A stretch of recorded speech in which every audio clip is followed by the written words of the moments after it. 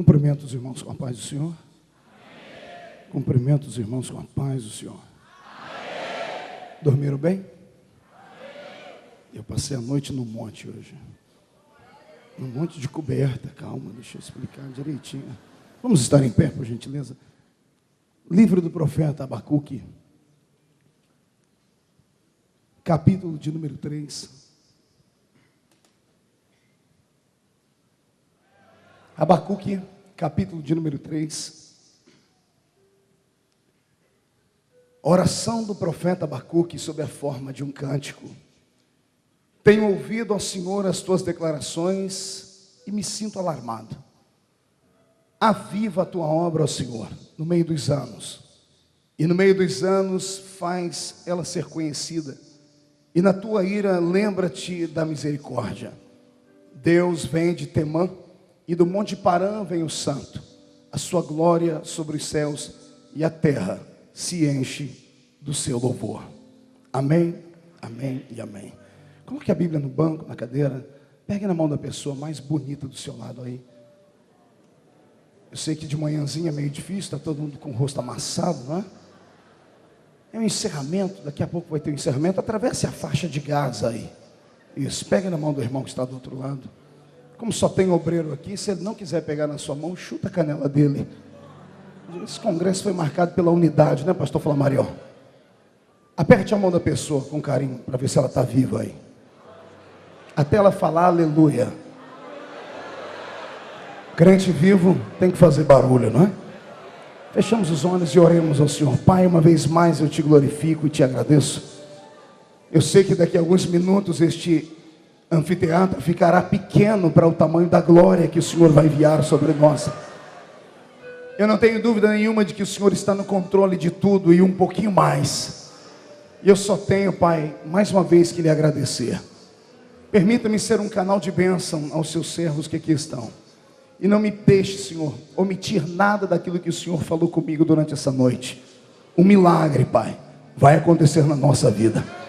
Antes que eu comece a ministrar, Deus, eu lhe faço os 2 pedidos de sempre. O primeiro é que o Senhor cerque este ambiente.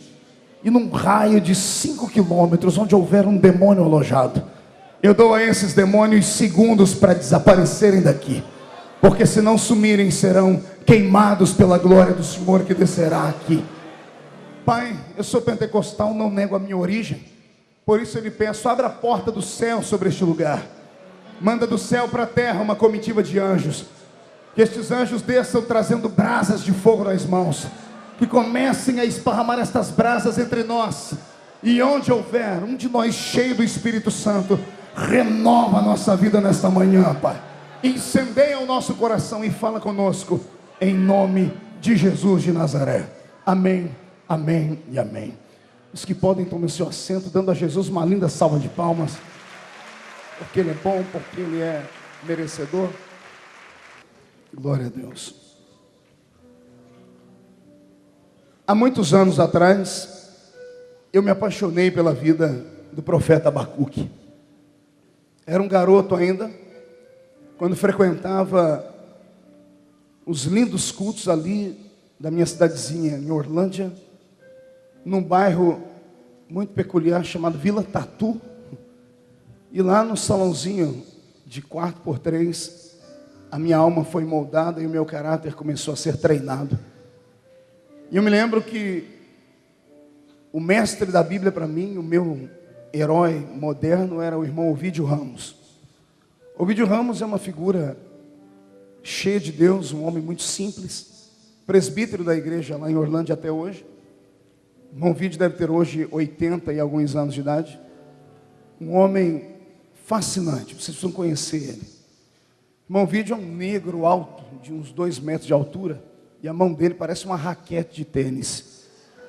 E como bom assembleiano, a barriguinha é peculiar, né? Cemitério de frango, aquela curva da prosperidade que parece que nunca vai terminar. O irmão Ovídio usava naquela época um óculos perneta no rosto. Perneta mesmo, só tinha uma haste. E ele usou aquele óculos por pelo menos uns 12 anos que eu conheci.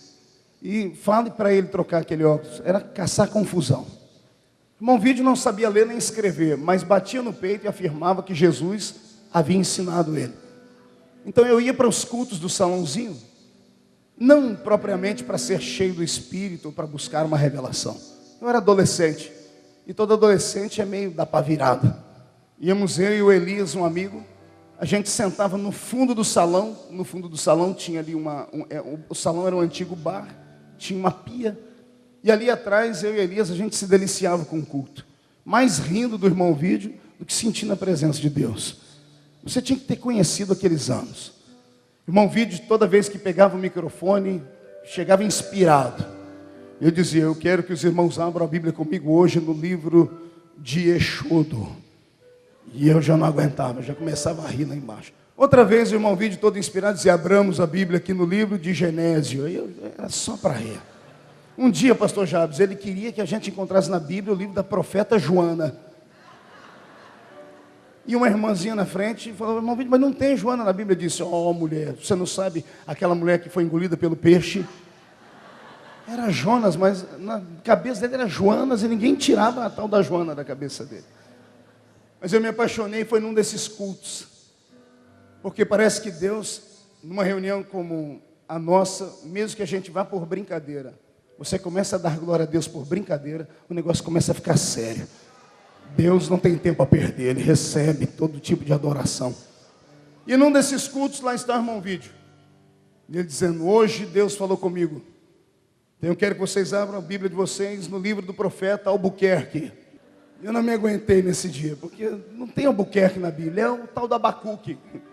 Só que até descobrir que era Abacuque foi a horas e horas. E depois que ele leu o texto que eu li, esse homem fechou os olhos e começou a orar. E a oração dele foi como um estrondo, ela cortou o céu pelo meio.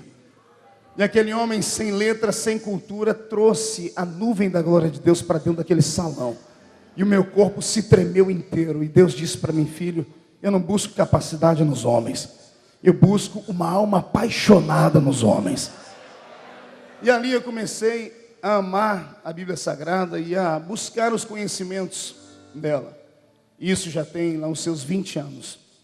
20 anos depois, tendo percorrido boa parte do mundo, são mais de 57 países do mundo e o Brasil inteiro, de norte a sul, tenho hoje uma visão não tanto evangelística de Abacuque, como nos áureos anos de seminário, quando pregava esse texto com muita efusão, dava pulos, pinotes e até golpes de Kung Fu ao pregar.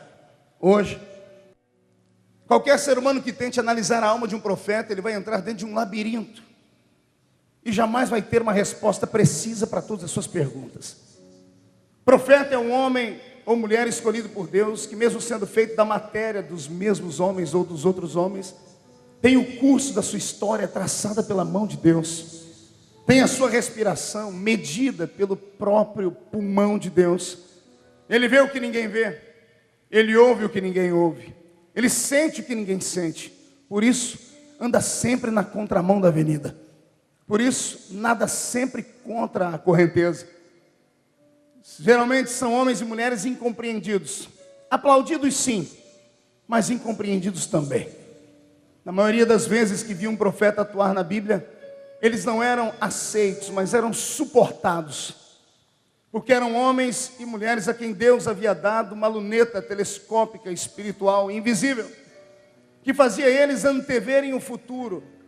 E todo ser humano que tateia o futuro antes dele existir, a sua alma vive em ré menor.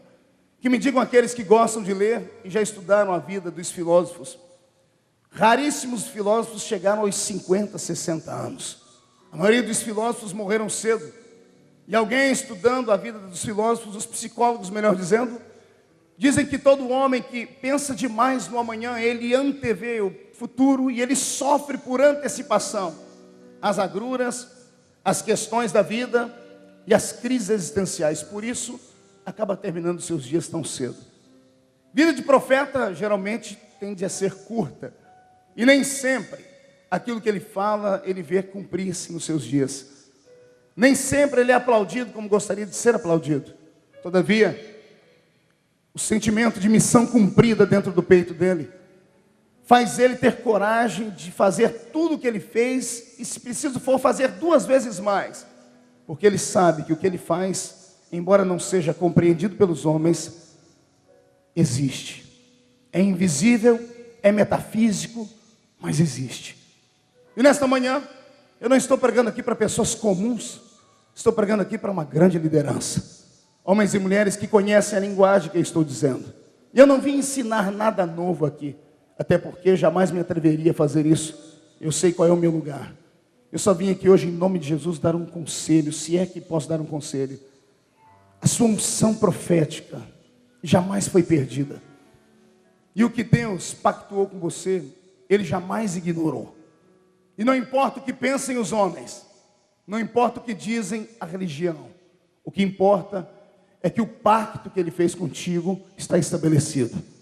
E mais cedo ou mais tarde, o ministério que Ele te deu vai dar uma reviravolta tão grande, que você vai sair aqui de baixo e vai lá para cima, numa velocidade incrível, e o tempo da aceitação chegará. E nenhuma das palavras que sair dos seus lábios ficará perdida no tempo, porque Deus não te levantou para você ser apenas um ser humano. Deus te levantou para que você fosse a esperança da sua geração. Ao voltar para a sua casa, para a sua igreja, depois de hoje, grande líder, homem de Deus, mulher de Deus, se prepare para voltar debaixo de uma revelação nova, debaixo de uma unção tão poderosa de Deus, que quando você abrir a boca para pregar os mesmos textos, as mesmas mensagens, os mesmos sermãos, eles virão revestidos de fogo, graça, autoridade e glória. Se prepare para ser uma vez mais reverenciado, não pelos homens, mas por todo o cosmo espiritual, porque os demônios inteligentes já começarão a arrumar as suas malas e vão desaparecer da sua igreja, da rua onde você mora e da sua família. E os demônios ignorantes simplesmente ficarão na sua frente para serem atropelados, porque antes do dia 31 de dezembro de 2008, o Senhor te dará uma revelação profunda, e se você crer, pegue ela. Antes do dia 31 de dezembro desse ano, você vai sentar ao redor da mesa com a sua família, vai levantar bem alto um copo de Coca-Cola, porque cá para nós a gente não brinda com cachaça, e você vai ter que gritar: eu e minha família esse ano recebemos um renovo do eterno Deus, e o ministério que o Senhor Deus te deu fará proezas. Eu não estou pregando aqui para homens e mulheres vencidos, pelo contrário, estou pregando para homens e mulheres que carregam no peito uma faixa de campeão da vida, da eternidade, e por isso mesmo Deus os escolheu. E quando Deus escolhe, está estabelecido. Só não me pergunte o que é que Ele viu em você, porque até hoje eu me pergunto o que é que Ele viu em mim. A visão de Deus é diferente da nossa, o coração dele bate diferente do nosso. Os homens podem nos julgar pelos nossos trejeitos, pela maneira de sermos, pela nossa empolgação ou pela nossa timidez, pelo nosso fervor ou por sermos mais pacatos. Podem nos julgar por sermos desequilibrados ou equilibrados demais. Todavia, nenhum julgamento deles pesa no conceito de Deus. Pode ser o maior profeta do tempo, pode estar ele na frente de um espelho, colocando a sua gravata, se preparando, porque Deus disse a ele: se prepare, porque você vai descer a rua chamada direita e vai ungir um homem que eu escolhi para mim. Pode ser o maior profeta da grande e poderosa igreja, ao sair antes e perguntar a Deus: Senhor, qual é o nome desse homem que eu vou ungir? E se Deus te disser: é um certo Saulo de Tarso, não se assuste. Não se assuste, porque pode ser o maior profeta do tempo e dizer: Senhor, mas é ele. Deus vai gritar: é ele. Podem ter os argumentos que for: Senhor, mas é um assassino. Deus ficará de pé no trono, baterá na alça do seu grande trono e vai dizer: mas ele é para mim um vaso escolhido, e ponto final. Quando Deus escolhe alguém, está escolhido e estabelecido. E nesses últimos anos eu descobri uma coisa muito linda. Quem dera tivesse empregado isso na época que eu era apenas um garoto. Tantos dos homens e mulheres em quem eu me espelhei, que foram referencial para a minha vida, não estariam hoje na ilha de Patmos abandonados. Não estariam hoje vivendo à margem da vida, uma vida medíocre, marginalizados, porque foram pesados por um ato. Porque a igreja e a religião da qual nós pertencemos tem esse grande defeito de julgar e pré-julgar os homens por um ato, esquecendo para trás toda a folha de serviço prestada, esquecendo para trás uma história de vida que incendiou um tempo, uma geração, que trouxe um referencial para o seu tempo. Infelizmente os homens julgam e prejulgam por apenas um ato. Até o dia que eu descobri um texto bíblico e uma experiência com o próprio Deus que moveu meu coração. Eu descobri que o coração de Deus é diferente do nosso. Os homens querem a nossa perfeição, Deus não. O único homem a que ele pediu perfeição foi Abraão, e 2 meses depois, O homem que ele gritou, ser perfeito, contou uma mentira tão grande que quase riscou do mapa e da história a nação do Egito. Naquele dia Deus descobriu que o homem não podia ser perfeito mesmo. Deus não busca a sua perfeição, Deus quer o seu melhor. E abrace isso e não deixe ninguém tirar isso de você. Senão você vai viver como eu vivi durante muito tempo, pensando que o meu nome havia sido escrito no livro da vida com tinta guache. Pensei durante um bom tempo da minha vida que o meu nome no livro da vida tinha sido escrito a grafite, porque a ameaça que eu sofria na minha alma era tão grande, porque o peso da legalidade da minha igreja era tão forte que dizia, cuidado, as pequeninas coisas te impedirão de ir para lá. Qualquer erro é suficientemente grande para arrancar você de todos os seus sonhos e destruir a sua chamada. Graças a Deus, analisando a Bíblia, eu descobri que o meu nome e o seu nome, escrito no livro da vida, foi escrito com uma tinta que não tem produto químico que apague ele. O poderoso sangue de Jesus Cristo de Nazaré. E como foi escrito com o sangue de Deus, tem uma notícia boa para dar a você. Ninguém pode pegar Deus de surpresa, nem hoje, nem ontem e nunca. Se ninguém pode pegar Deus de surpresa, por que nós homens nos surpreendemos quando um de nós balança, escorrega e tomba? Porque nós temos essa tendência miserável de atropelar e machucar aqueles que passaram por lugares que nós ainda nem sonhamos em passar e foram vencidos.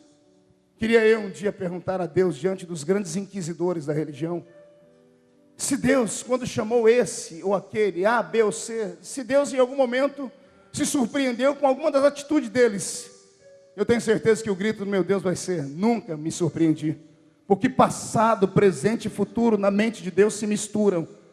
Quando Deus vocacionou a mim e a você, Ele sabia da nossa história inteira.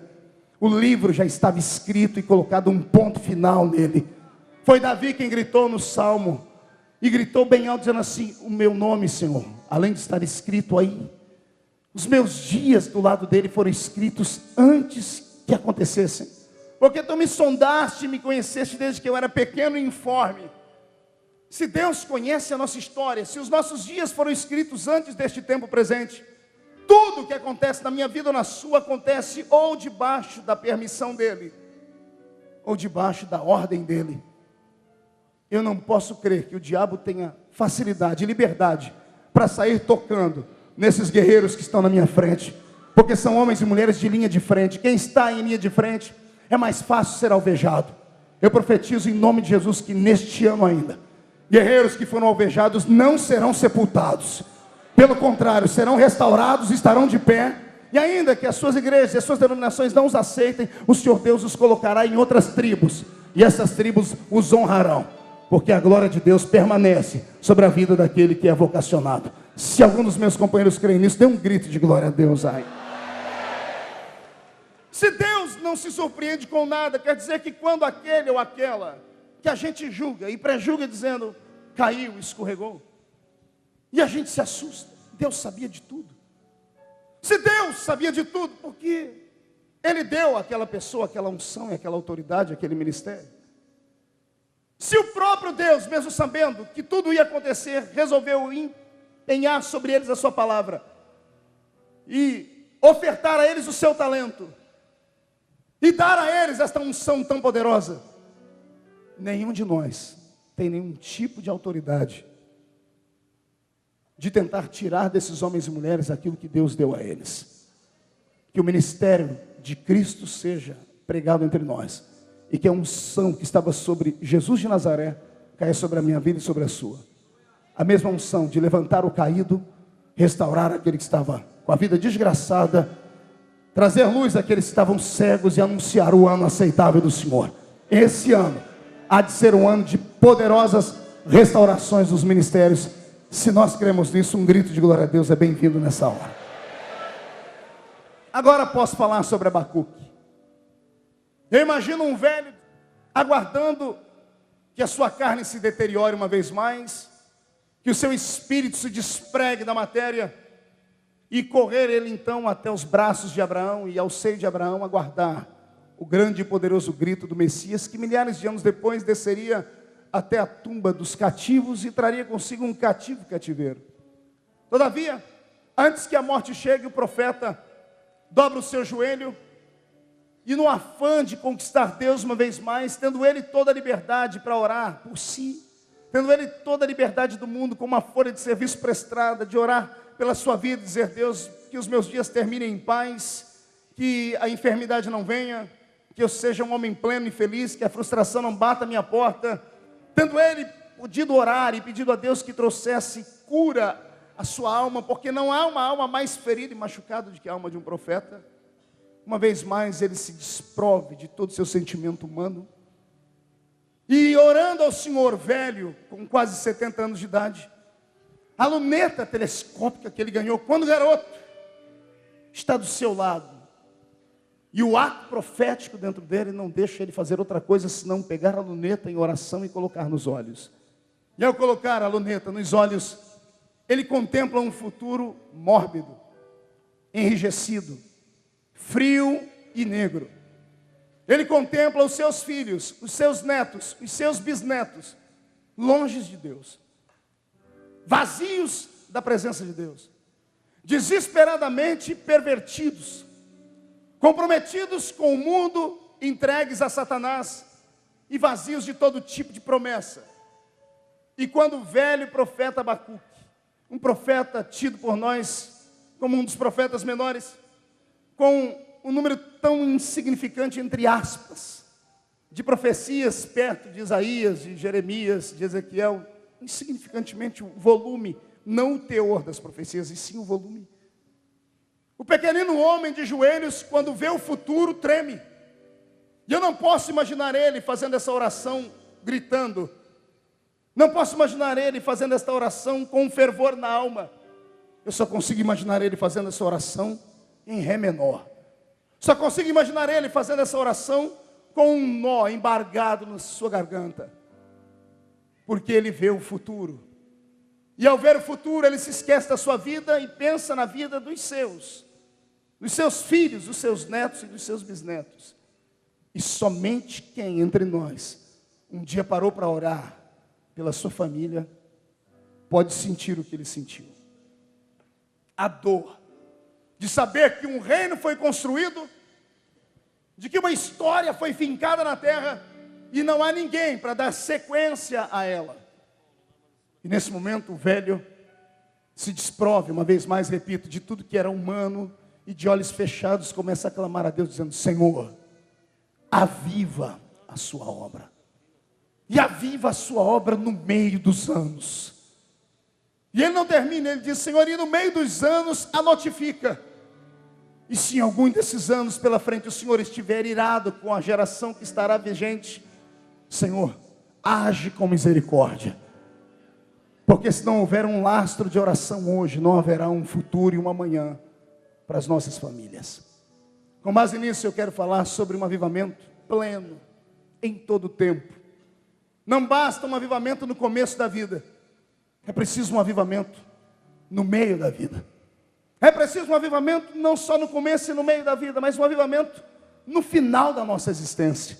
Ou seja, é preciso uma constante de vida dentro de nós. O esgotamento vem. As lutas e as tribulações fazem com que muitos de nós percamos o afã de buscarmos ao Senhor e a confiança que tínhamos nele. Eu sei que muitos podem olhar para mim, lembrando da minha idade, 35 anos, e podem dizer: o que é que ele sabe de sofrimento? Ah, querido, com 35 anos de idade, com 13 anos de ministério, eu já vi coisas que você nunca viu. Já senti coisas que você nunca sentiu. Já sepultei um filho em nome do Evangelho. E carrego no meu corpo cicatrizes e marcas que muitas vezes às noites não me deixam dormir. Porque mesmo sendo jovem, carrego nos ombros o peso de uma geração inteira. Talvez eu não agrade muitos com o meu estilo e com os meus trejeitos, e eu louvo a Deus por isso. Foi um poeta nordestino que gritou dizendo que todo tipo de pensamento acerca de que você tem que ser aplaudido por todos, toda unanimidade, disse ele, é burra. Então jamais queria eu ser unanimidade. Faz parte as críticas, faz parte as lutas, faz parte os devaneios. Todavia maior é aquilo que nos motiva a continuar do que aquilo que nos desmotiva e aquilo que nos tenta fazer parar. Eu sei de uma coisa, que no meio dessa caminhada a gente vai amadurecendo. E hoje, com 35 anos de idade, não sou mais o garoto de 13, 14 que eu vi o irmão Ovidio Ramos pregar. E hoje, com 35 anos, não sou mais o garoto que há 10 anos atrás começou a pregar pelo Brasil e gritava, pulava, plantava bananeira, pulava de cima de púlpito, expulsava demônio, passava vergonha. A vergonha era a melhor parte. Lembro-me um dia, a primeira vez que apareceu um demônio na minha frente para expulsar. Meu Deus, que fiasco. Tinha jejuado 2 dias para pregar aqui na região do Vale do Ribeira. Tinha que ser, né? Bem perto da região das bananas. E eu, cheio do Espírito de Deus, no meio do culto, um grito no meio da igreja. E eu, quando vi aquele grito, os diáconos juntaram, eu disse, tem que mostrar serviço. Dei um grito, deixa que eu vou expulsar, porque a palavra está comigo. E pulei no meio do povo. Cheguei perto do homem, eu acho que o espírito que estava no homem era um espírito de um lutador de artes marciais. Porque ele jogou todo mundo para o chão, nunca vi um negócio daquele. Eu sei que eu dei uma volta por trás dele, segurei ele por trás, e quando eu fui expulsar, em vez de dar um grito de uma vez, naquela época estava em alta esse negócio de entrevistar endemoniado, pastor James. E eu sempre gostei desse negócio de quebrar tabus, né? Sempre fui polêmico. E dentro da minha denominação, agarrei o cidadão por trás com o microfone sem fio. A primeira vez que eu usei um microfone sem fio na vida, botei o microfone na boca dele antes, porém perguntei, qual o seu nome? Ele pegou a minha mão por baixo e disse, meu nome é João, e o do senhor, qual que é? Você ri porque não foi você lá. E eu não conto o restante da história, porque hoje eu tenho vergonha do que aconteceu depois. Então não sou mais aquele garoto. O menino amadureceu. E eu hoje carrego o peso, como disse, não apenas de uma geração nos ombros. Carrego o peso das minhas filhas nos meus ombros. E um dia desse, voltando para casa, depois de uma viagem, deitei naquele meu sofá, que para mim é o lugar mais gostoso do mundo, e abracei as minhas 3 pequenas. Uma de um lado, a outra do outro, e a pequenininha deitada entre as minhas pernas. Não há melhor lugar para mim do que esse. Karen, do meu lado direito, a mais velha, tem 12 anos.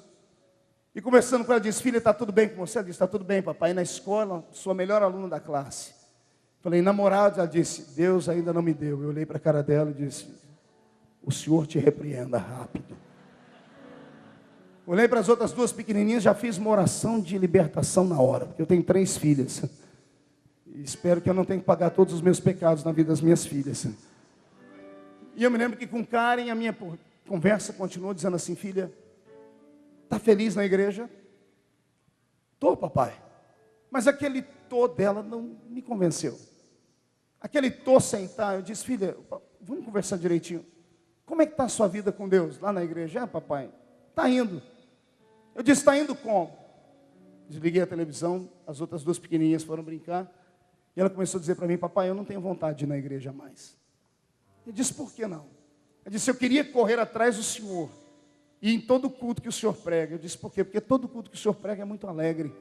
As pessoas são curadas, batizadas com o Espírito Santo.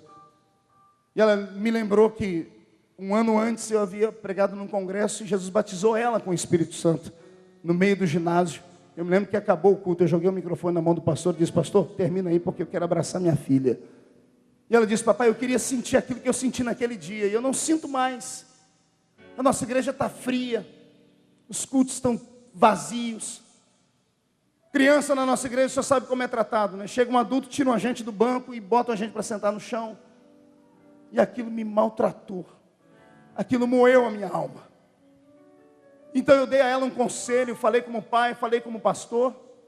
Quando ela saiu daquele lugar, eu chamei Kathleen, a mãe, do meio, a de 6 aninhos, falei, filha, o que você quer ser quando crescer? Ela disse, papai, quero ser modelo.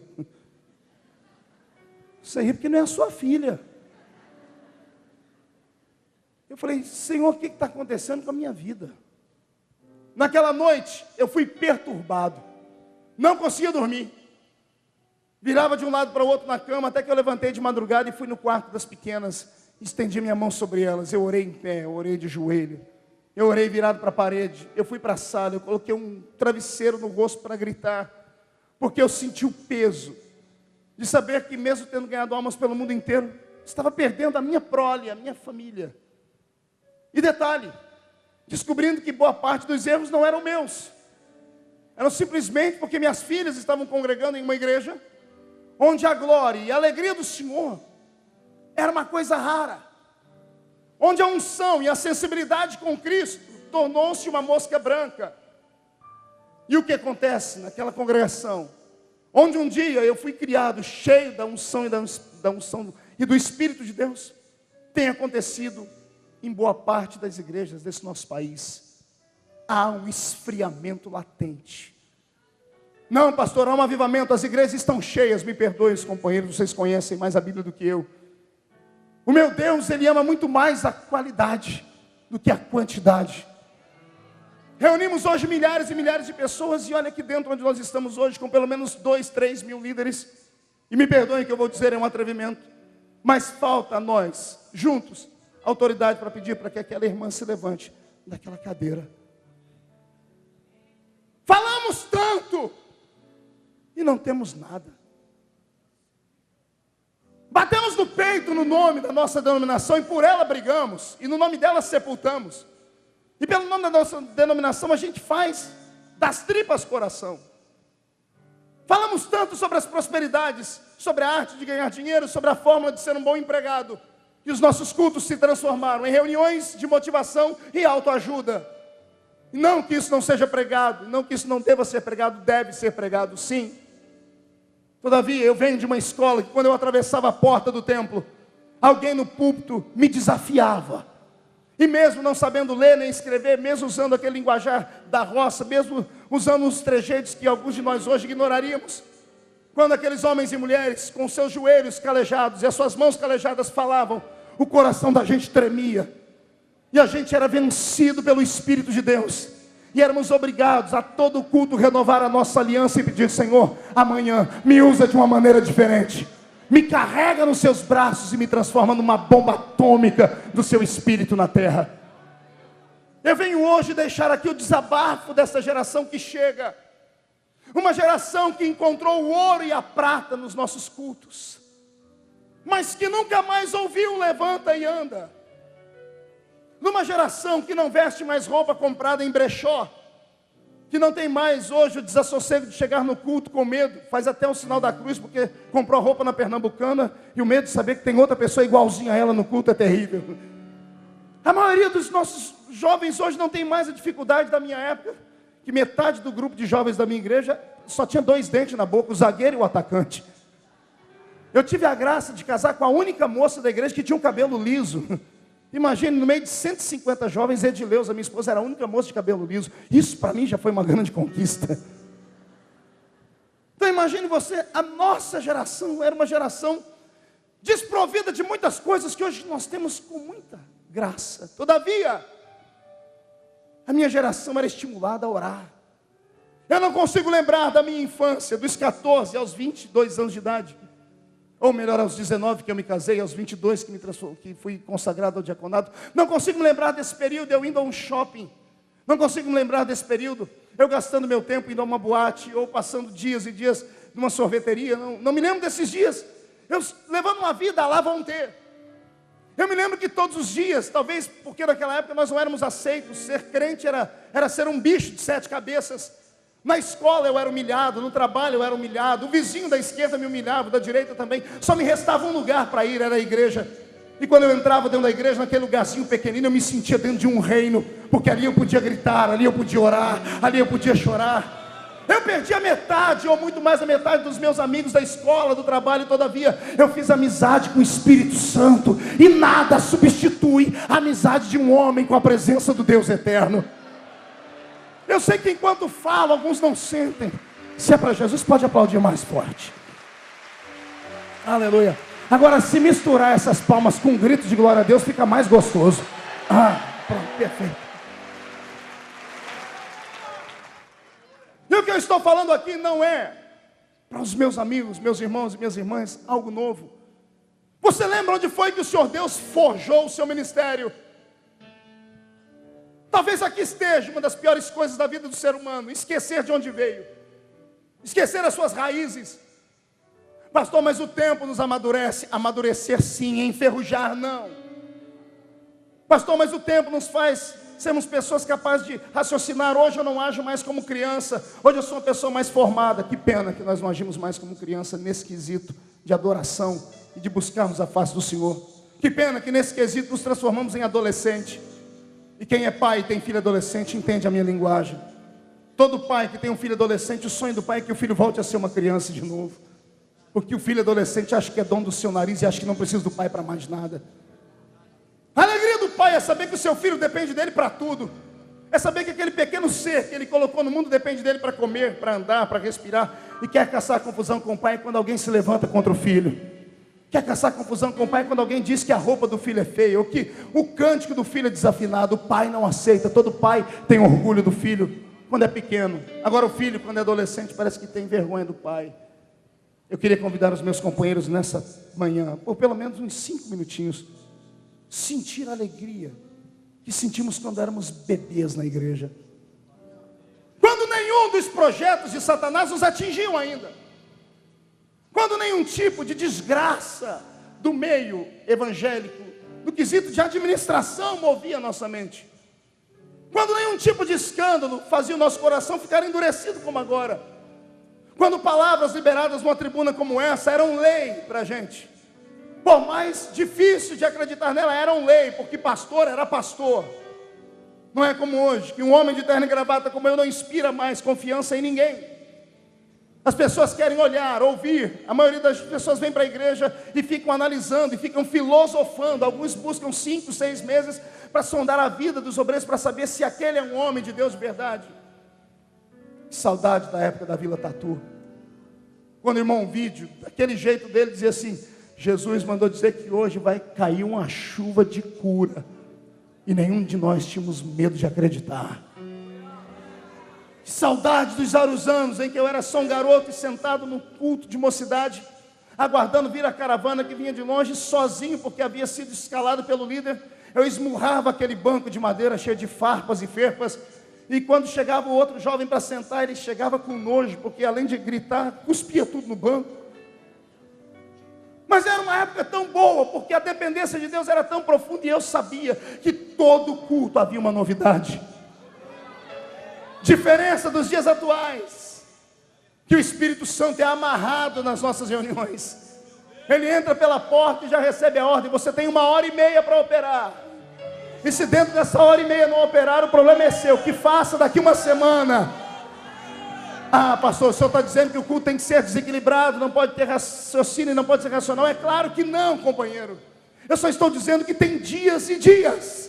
Tem dias que quando atravessamos a porta, o Espírito Santo está alegre. Ele quer derramar sobre a igreja algo novo. Não se coloque entre ele e o povo. Deixa ele tomar a igreja. Deixa ele tomar a congregação. Pastor, mas lá na época da teologia eu aprendi diferente. Eu também. Eu passei quase 10 anos da minha vida dentro de seminários, estudando. E vou lhe dizer por quê. Porque antes de estudar e ter um diploma de teologia, eu não era aceito. Quantas pessoas que quando iam falar comigo, e quando eu ia para algum tipo de reunião, quando eu levantava, perguntavam de onde que eu era. E eu tinha que dizer Orlândia. Quando eu dizia Orlândia, todo mundo perguntava: onde é que fica isso? Aí perguntava: quem é seu pai? Seu pai é um grande pastor. Eu dizia: meu pai é o seu Zé Antônio Novo, vulgo Zico, e aceitou Jesus 1 minuto antes de morrer. Então sua mãe é mulher de ciclo de oração. Eu digo: minha mãe até hoje não ria para orar. Até hoje, toda sexta-feira, minha mãe vai para o forró. Eu falei para não rir. Aí ele falou: então você tem algum irmão na igreja? Eu falei: não tenho ninguém. Eu me lembro que um dia fui participar de um debate e alguém gritou assim, ó: obreiros dessa geração não tem lastro. Caíram de paraquedas. Esqueceram que o meu Deus é o Deus que anda na contramão. Esqueceram que no Velho Testamento tinha uma escola de formar pastor, pregador e obreiro e profeta. Era o tal rancho de profetas. E eu dou gargalhada quando leio esse rancho. Porque só podia estudar filho de rei, filho de sacerdote, filho de profeta. E nenhum dos profetas bíblicos saíram de lá. Aliás, o dia que Deus resolveu falir com aquela faculdade, Ele mandou uma ursa comer todo mundo que tinha lá dentro. Que era tudo arrogante. Os profetas, os pastores de Deus foram forjados no meio da labuta. Tinha um que era igual a mim, parecido pelo menos. Era vaqueiro, em cima de um boi, agarrando o boi pelo chifre, Amós, vaqueiro do Eterno. Quando Deus viu ele tombar o boi pelo chifre no chão, o Senhor disse: se esse agarrou o boi pelo chifre, o diabo está perdido na mão dele. É esses que eu vou levantar. Deus levanta homens e mulheres como Ele quer. Ah, Jesus, e eu me lembro que para poder ser aceito, eu tive que engolir sapos, caranguejos, escorpiões e outras coisas mais.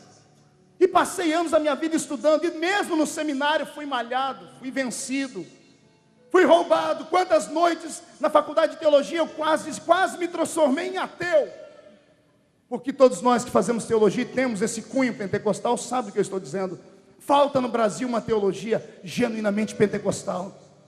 A igreja pentecostal brasileira foi fundada por 2 homens que vieram de uma religião tradicional e do Espírito tinham apenas a experiência e não o conhecimento. E quando fundaram o movimento pentecostal no nosso país, quando a igreja se alicerçou, na hora de ensinar a teologia, trouxeram a teologia engessada da Suécia e pregaram a teologia engessada. É por isso que dentro da minha denominação, está aqui o pastor Javes que pode dizer isso, cada igreja é de um jeito. Tem uma Assembleia de Deus que você vai lá, o povo entra no mistério de Deus. Tem hora que você vai lá, parece que você está dentro de uma reunião formal. Cada uma é de um jeito, porque a nossa teologia não é coesa. Talvez a sua igreja já tenha melhorado.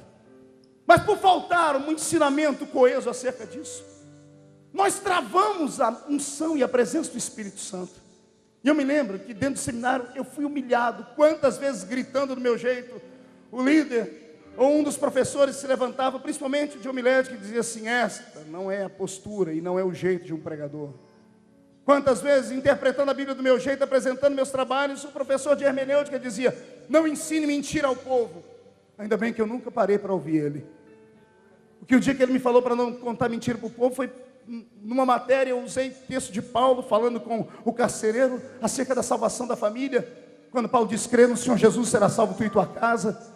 E eu inflamei o coração dos seminaristas naquele dia, dizendo: a sua família será salva, creia. E o professor de hermenêutica, que é arte de interpretação, se levantou e disse: muito bonita a prédica desse garoto, é um bom contador de história, todavia não é real, vai provocar frustração no coração das pessoas. Eu disse: por quê? Porque essa palavra é uma palavra temporal, foi uma palavra para uma pessoa, foi uma palavra que tinha base. O homem viu um milagre. Naquela época o homem mandava na família. Se o homem fosse para a esquerda, a família ia para ele. E ele me encheu de argumentos dizendo que aquilo aconteceria somente com aquele homem, o carcereiro. Vencido e humilhado naquele culto, eu fui para casa, fui orar naquela aula, fui para casa, orei e falei: Senhor, não me deixe desacreditar, porque eu aprendi essa teologia com o irmão Ovídio, um homem que não sabe ler nem escrever. Ainda bem que eu não acreditei naquele meu professor. Porque antes do meu pai morrer e antes do meu avô morrer, que foram os homens que embasaram a minha vida, todos foram salvos. Meu avô foi salvo aos 82 anos de idade. Faltava 8 meses para ele ficar esclerosado. Jesus abriu uma oportunidade e o velho me agarrou na cama e disse assim: por que você não me falou desse evangelho antes? Eu teria ido para a igreja com você. Porque eu tinha medo de encarar ele e falar de Jesus com a liberdade que eu falo hoje. Crê no Senhor Jesus, será salvo tu e tua família. É tempo de buscarmos sim conhecimento, mas é tempo da graça crescer no mesmo nível do conhecimento. Depois de buscar e aprender, graças a Deus o Senhor me preparou. E hoje, falem o que quiseram, o menino amadureceu. E hoje, quando tem que falar sobre vernáculos, eu falo sobre vernáculos. Quando tem que falar sobre química, sobre física, eu aplico física e química. Mas nunca, jamais vai tirar de mim essa graça e o fervor do Espírito, a quem eu chamo carinhosamente de reteté de Jesus. E se você não gosta disso, meu irmão, eu entendo, eu acredito, eu respeito você, mas por favor, respeite a minha intimidade com Deus também. Estilo de adoração ninguém deve tocar na vida de ninguém, porque cada um adora o Senhor conforme o seu espírito deseja e conforme a sua alma goste. O que eu faço aqui não faço para ti, eu faço para o meu Deus. E oxalá você fizesse isso também. Eu gostaria que você tivesse uma comunhão e uma perfeita intimidade com Deus. Eu faço uma pergunta e gostaria que você respondesse a si mesmo: em qual igreja os seus filhos vão congregar daqui a alguns anos? Porque foi aqui que a minha alma se perdeu naquela madrugada. Em qual igreja o seu bebê, sua filhinha de 4 ou 5 anos vão congregar daqui a 10 anos, se não houver uma mudança hoje? Eu não estou falando de mudança administrativa, não estou falando de mudança de quesitos de costumes, estou falando de mudança de compreensão de Deus. Se não ensinarmos para os nossos filhos o beabá da nossa fé, e dizer a eles que sem unção e adoração nós não vamos a lugar nenhum, de que quando atravessamos a porta da igreja, ao entrarmos aqui dentro, nós não estamos entrando em uma casa de espetáculos. Se não ensinarmos os nossos filhos que quando atravessarmos a porta da igreja, nós não estamos entrando em um teatro, um cinema, e que púlpito não é picadeiro. Se não mostrarmos para ele que quando entramos no templo nós vamos ouvir um profeta falar, e o que ele vai falar vai mudar a nossa vida. Se a palavra pregada não incendiar o coração dos nossos filhos, eles vão continuar ficando em casa todos os dias para assistir a novela Duas Caras.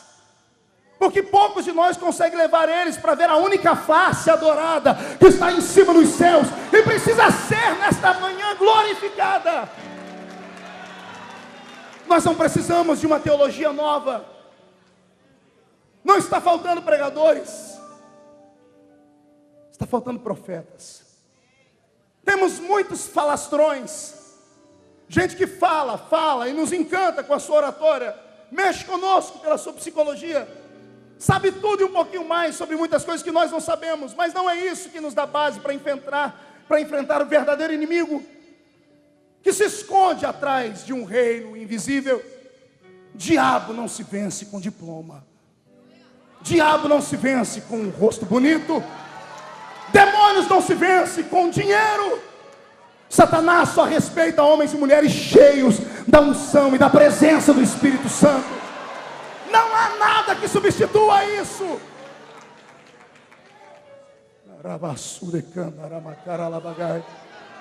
A entonação da nossa voz não é comum. Se nós não ensinarmos aos crentes da nossa igreja que a voz do crente ela é profética, eles nunca vão entender. Vão continuar entrando dentro da igreja pensando que são verme do carrapato. Ensine os membros da sua igreja que crente é gritador por natureza. Ontem eu estava prestando atenção no pastor Jorge pregar. Ele vai pregando devagarinho, vai devagarinho. Daqui a pouco, quando a voz dele aumenta, vem uma autoridade. A autoridade faz a sua voz crescer, é natural. O corpo da gente começa a se arrepiar. Você tem autoridade. Eu ensino todos os dias, grito de crente não fica na terra. Toda vez que nós damos um grito, o nosso grito tem um alvo, é o coração de Deus. Quando falamos aleluia, quando falamos glória a Deus, ou quando falamos louvado seja Deus, nós não estamos glorificando nenhum homem na terra. E o Deus que eu sirvo está assentado no alto e sublime trono. E como nós mandamos para Ele essa glorificação, a nossa glória sai na horizontal, mas ela sobe na vertical. E ela é obrigada a atravessar o teto, a marquise é obrigada a atravessar a atmosfera, é obrigada a atravessar o cosmos, é obrigada a entrar no reino espiritual, atravessar o portão do céu, atravessar a cidade santa, entrar no palácio de Deus e diante do trono. O nosso grito e o nosso louvor e a nossa adoração se curvam diante daquele que sustenta o universo. E quando Deus recebe a adoração, lá em cima está um ser que não deve nada para ninguém, é o meu Deus. Quanto mais a gente manda a glória para cima, ele diz: tudo que você manda para mim, eu mando para você em dobro. Você manda a glória para cima, ele reverbera mandando glória para baixo. O nosso grito não é comum.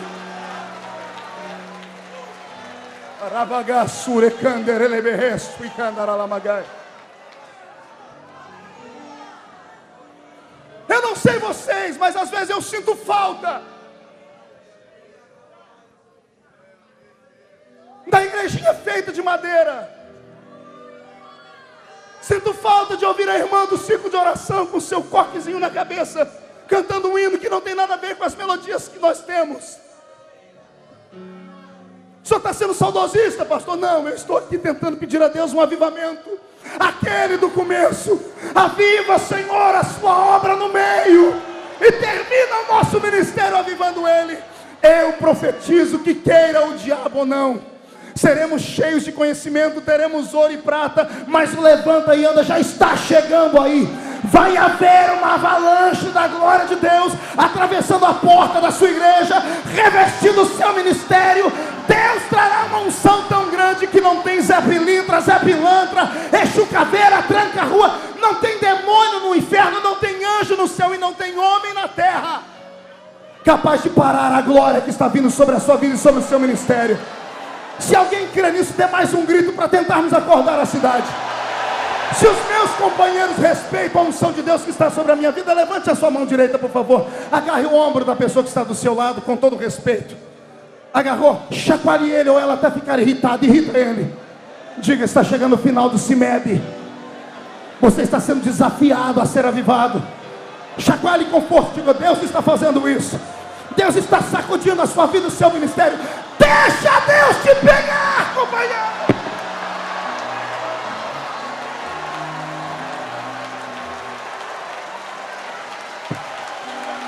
Isso, marcha, pula, grita, deixa Deus te tomar. Dá na cara de Satanás. A glória do Senhor ainda está sobre nós. Que antorou la basura e andará la bacara la bagaça. Aviva, Senhor.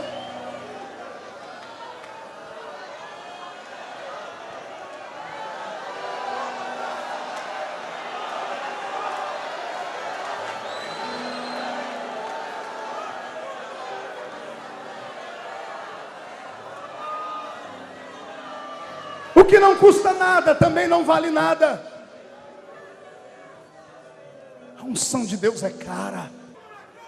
A presença de Deus só pode ser adquirida como os nossos velhos pais nos ensinaram. É na prática da oração. É na prática da busca da santidade, do respeito. Na arte da separação. Quantos de nós já não oram como antes? Quantos de nós perdemos o rumo do monte? E foi graças àquele monte que nós chegamos onde estamos hoje. E hoje somos os mesmos que desestimulamos os crentes a irem para lá.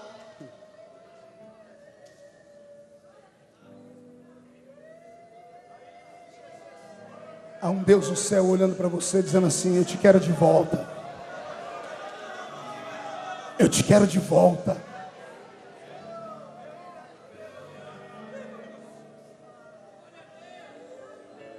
O velho está olhando pela luneta, está vendo os filhos, os netos. Ele sabia de uma coisa que eu também sei. Pergunte o quê? Eu sei que nada me tira dos caminhos do Senhor, porque tive lastro. Cresci ouvindo profetas. A escola da qual eu venho é uma escola boa. Nada me tira dos caminhos do Senhor.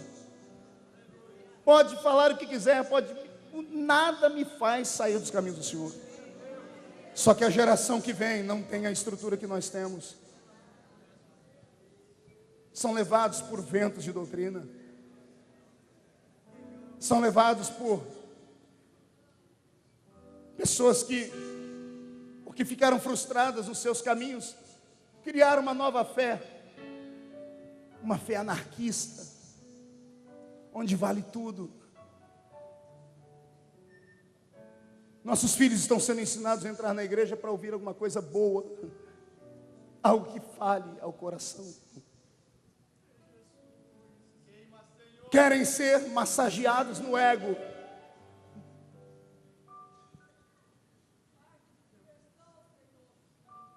A nossa geração, a gente entrava na igreja e um olhava para o outro e dizia: prepare o lombo aí, porque hoje é mocotó. Quantas vezes ministrando ou aprendendo, eu vi Deus fazer coisas extraordinárias. Está aqui o pastor Gesiel Gomes, que vai ministrar daqui a pouco, meu mestre. Eu me lembro quando garoto, eu fui aqui em São Paulo no estádio assistindo pregar, e naquele dia eu fiquei apaixonado pelo meu Deus um pouquinho mais.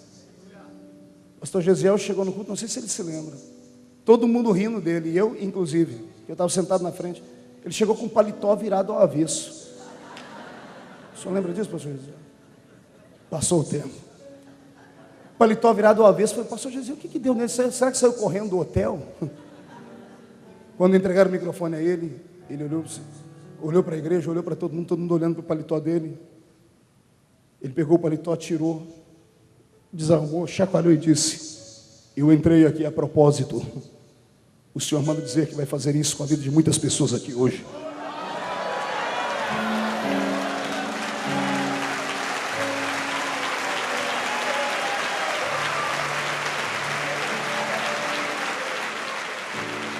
Eu era um garoto e isso ficou na minha mente.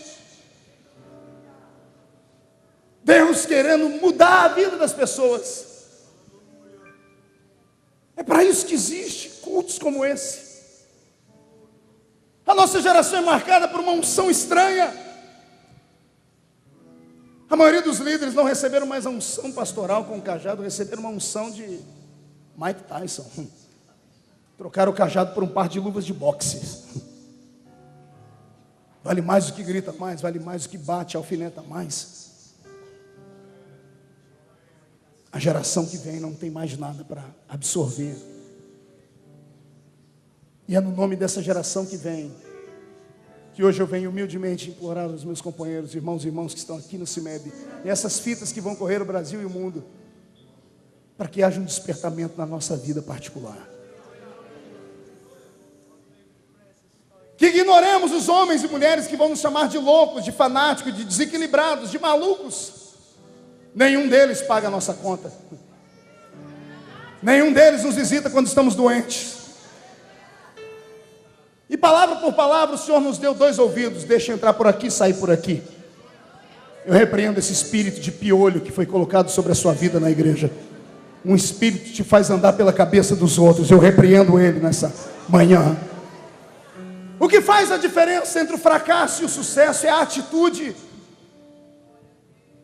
E Deus ama homens apaixonados por aquilo que fazem. Deixa Deus soprar o vento do Espírito dele sobre o altar da sua igreja, do seu ministério. Vai haver um avivamento nessa geração. Vai haver um despertamento entre os jovens. Eu vejo isso acontecer. Eu recebi um e-mail tem 6 semanas, pastor Jabes, da Canção Nova, o assessor do padre Monsenhor Jonas Abib, mandando um e-mail dizendo assim para mim: nós queremos ver o senhor pregar aqui. E o padre Jonas disse que o senhor é o único a quem ele entrega o microfone. Entrei em contato com eles, tiveram uma reunião agora ecumênica, trouxeram um pastor da Argentina, só que eu não pude estar. O ano que vem eles querem que eu vá estar lá. O pessoal do movimento carismático, por onde eu vou me segue, lá no Bom Retiro, toda segunda-feira tem um ônibus parado na frente da igreja de carismáticos. E um deles mandou um bilhetinho para mim um dia desse: pastor, agora eu já sei o que é ser pentecostal de verdade. Eles mandam e-mail e dizem: pastor, eu não aprendi mais a falar em língua estranha nas fitas, agora eu estou recebendo batismo com o Espírito Santo de verdade. O senhor prega, queima o coração, eu abro a boca e falo em línguas. O eterno Cristo não mudou as suas trajetórias. Ele continua levantando homens e usando homens conforme o desejo do coração desses mesmos homens. Pense num ser que é um gentleman.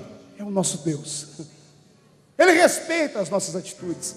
E Ele é na nossa vida aquilo que nós cremos e acreditamos que Ele é. Então formate na sua mente hoje a imagem de um Deus que não mudou. Na parte da unção, da autoridade, dos milagres, Ele continua sendo o mesmo. Segunda-feira, lá na Assembleia de Deus Bom Retiro, se alguém assistiu pela internet ou vai ver depois as fotos no site, no meio do culto Jesus levantou um paralítico. Ele veio andando pelo meio da igreja, todo torto, com a muleta, a perna dele virada para trás, e eu falando sobre fé, e ele veio, eu falando sobre fé, quando ele veio, eu parei de falar. Eu tirei meu, o que você veio fazer? Eu falei: eu quero andar. E aí? A igreja inteira, ninguém levantou para dar um grito de glória a Deus, todo mundo se assustou igual a mim. Eu falei: amém. Você crê? Ele disse: crê. Eu falei: então solta a muleta. Ele jogou a muleta em cima do púlpito. Ele saiu andando todo torto ainda. Mas isso não é cura. Isso durou uns 2 minutos, até que a perna dele endureceu e firmou no chão. Aí ele saiu correndo no púlpito.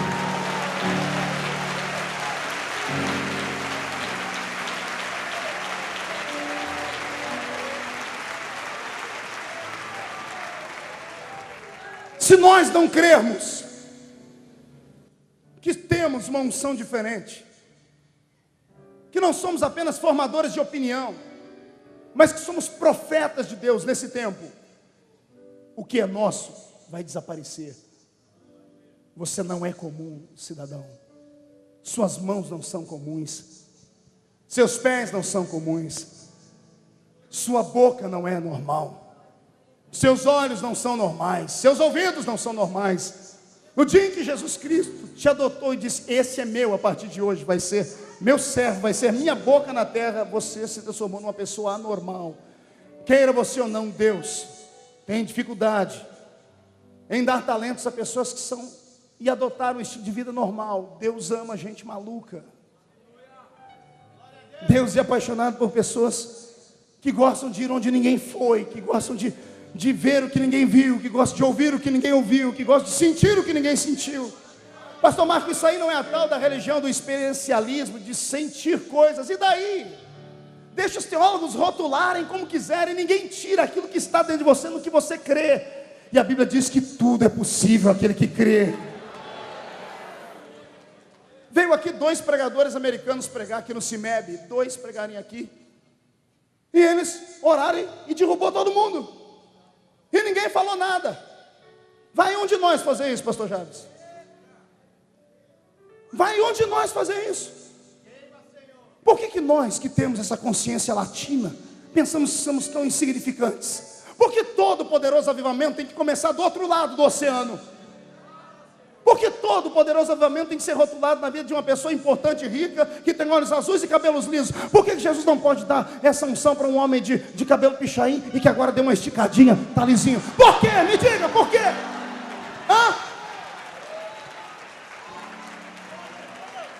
Ei, brasileiro, há uma unção de Deus sobre a sua vida, ela só não se manifesta porque você pertence a uma religião igualzinha à minha.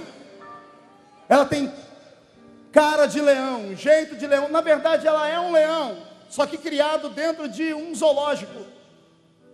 Não sabe a potência do seu urro, não sabe a força das suas presas, não sabe a potência que está nas suas garras. Acostumado a ser alimentado e receber água e ver criancinhas tirarem fotos e os mosquitos voarem ao seu redor. Que Deus nos tire de dentro desse zoológico, Deus nos tire desse cativeiro. Que o Senhor te coloque hoje em plena África e te faça com as suas garras e o seu urro implantar o sistema do reino dele na terra. Eu profetizo em nome de Jesus que a unção do leão da tribo de Judá está sobre a nossa geração. Crê nisso, pastor? Então faz uma coisa de criança, olha para o seu companheiro e faz cara de leão. Isso, cara de leão não é cara feia. Leão não precisa nem falar que é leão. A presença dele intimida todo mundo. Eu profetizo em nome de Jesus Cristo que a sua sombra, ungida pelo Senhor, tocará sobre os enfermos serão curados. Eu profetizo que a sua igreja será chamada Hospital de Cristo naquele bairro. Profetizo que a sua igreja vai crescer a 100 por 1 e vão ter que fazer 2 rampas. Numa o paralítico será empurrado, sentado na cadeira. Na outra o paralítico sairá empurrando a cadeira. Eu profetizo em nome de Jesus Cristo que Satanás está perdido. Senhor, é Deus os mai, o terra mundo louvado. Senhor, é os deuses todo-poderoso deste guerra. Senhor, é meu como no terra não sabes. Eu sou em grome de asas. Farei tu revoltes bem agarrado de das. Alguns fecharam as portas para ti. Eu rototo por te dessecando. Te darei segredos. Arredotou e muitos santos que estás. As portas se abrirão novamente. Ai, vide aviave de astarte santo como eu, Jesus, sou o Senhor de tua vida. Por sem sagradaces. Quem omande estai, jondi contigo.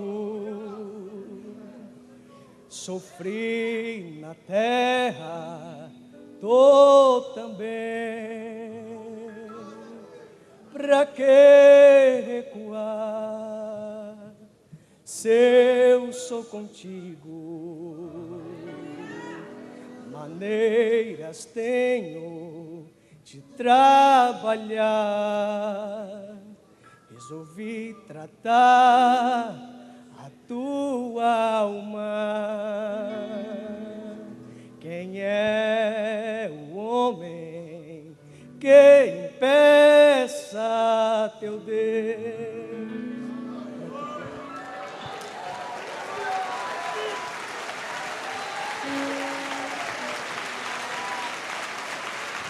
Oh Deus, incline sua cabeça. Pai, desperta em nós. Desperta uma vez mais em nós a coragem que havia nos santos, a fome que havia neles, fome de Ti, o desejo de irmos além, e o desejo, Pai, de voltarmos a ser os grandes heróis que o mundo espera. Nesses vasos humanos que estão na minha frente, Pai, deposita neles joias de ouro. Que os dons que estão na carta de Paulo aos Coríntios, Pai, comecem a chover.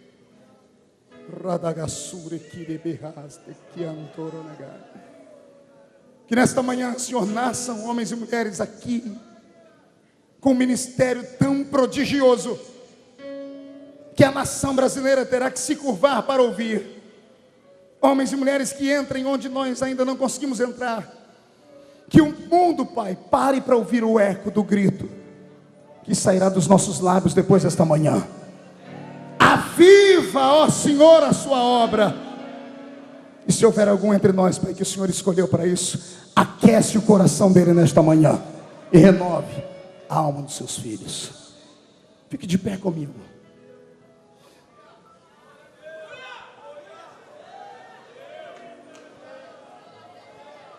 Pega na mão do companheiro aí de novo. Ramanassure de Candarasta.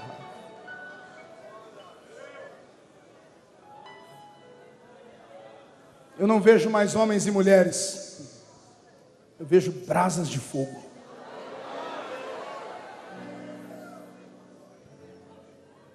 Haverá um despertamento na sua história. Alguns que estão hoje ouvindo não vão conseguir dormir essa noite. Serão, pelo meu Deus, levados a uma incessante oração, a uma intercessão, como há muito tempo não tinham. Haverá um despertamento no seu ministério. Haverá um despertamento na unção de Deus na sua vida. Quando pisares na terra, a terra vai tremer e os demônios vão fugir. Quando estenderes as mãos, haverá cura. Quando abrires a boca para pregar, haverá conversões. Quando estenderes o olhar, haverá visões. E aquele que acredita nisso, glorifica Jesus com mais intensidade.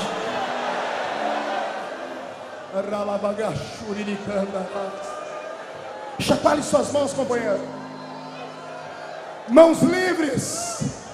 Meu Pai, coloque na palma da mão deles, nesta manhã, uma brasa de fogo tirada do seu altar, para ela voltar a aquecer o coração, o ministério, a família, os sonhos. E Pai, onde eles colocarem a mão deles, coloque a sua. Por favor, vire para quem está do seu lado e abraça ele, profetiza sobre ele, profetiza sobre ela. Abrace, mas abrace como profeta, diga: Deus restituirá no nosso tempo esses talentos.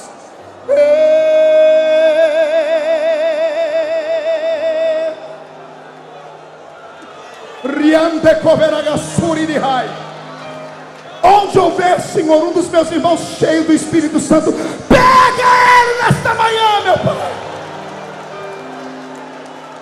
Abra a mão direita e diga comigo, em nome de Jesus: todos os demônios que atravancaram a minha vida, esfriaram meu coração, tiraram meu entendimento do mundo do Espírito, eu ordeno, para a palma da minha mão agora, fecha, levante lá.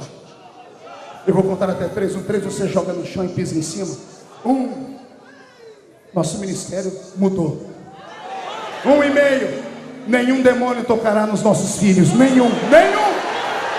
2. A igreja evangélica brasileira vai trazer o avivamento para os 4 cantos desse nosso mundo. Você será um potencial avivalista do Senhor. 2,5. Amanhã será melhor do que hoje.